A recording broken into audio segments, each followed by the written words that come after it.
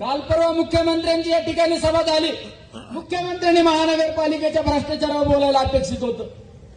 मुख्यमंत्र्यांनी काय सांगितलं? सिस्पे घोटाळ्याची चौकशी करू. अभिनंदन मुख्यमंत्री साहेब. सिस्पे घोटाळ्यात माझ्या गोरगरीब लोकांचे पैसे अडकले. तुम्ही 8 महिन्यांनी जागे झाले. सिस्पे घोटाळा झाल्यानंतर दिल्लीला गेलो. आदरणीय पवार साहेबांना सांगितलं हे अशा सिस्पे घोटाळ्यात माझ्या गोरगरीब लोकांचे पैसे अडकलेत आणि हे धनदानगे लोक पैसे कमवून परदेशात गेले. कुणी काय या ठिकाणी फिरतात. तुम्ही त्याची चौकशी लावा. मुख्यमंत्र्यांना तुम्ही पत्र द्या.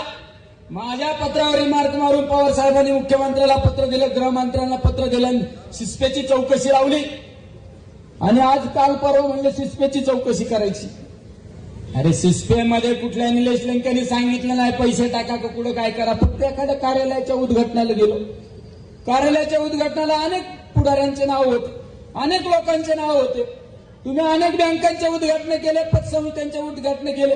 तिथं घोटाळे झाले. तुम्ही जबाबदारी का?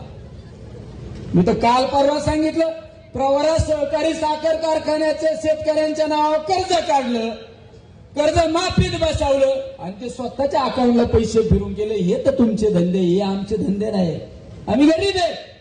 आम्ही गरीब आहे पण स्वाभिमानाने खातो. आम्ही दुसऱ्याच्या ताटात ओढून खात नाही. हे सुद्धा या ठिकाणी सांगतो.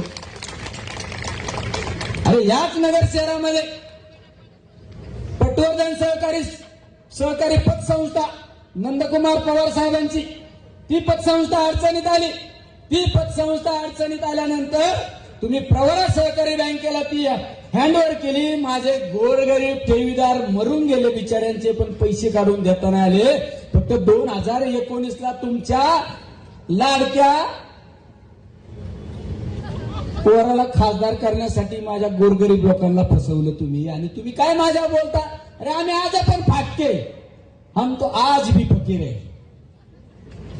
आम्ही आज पण फकीर आहे. आमच्याशी नाद करायचं नाही. हे राजकारण हे ते ठीक आहे मर्यादेपर्यंत हे, पण मर्यादा ओलांडल्यानंतर निलेश लंकेशी वैर तुम्हाला परवडणार नाही.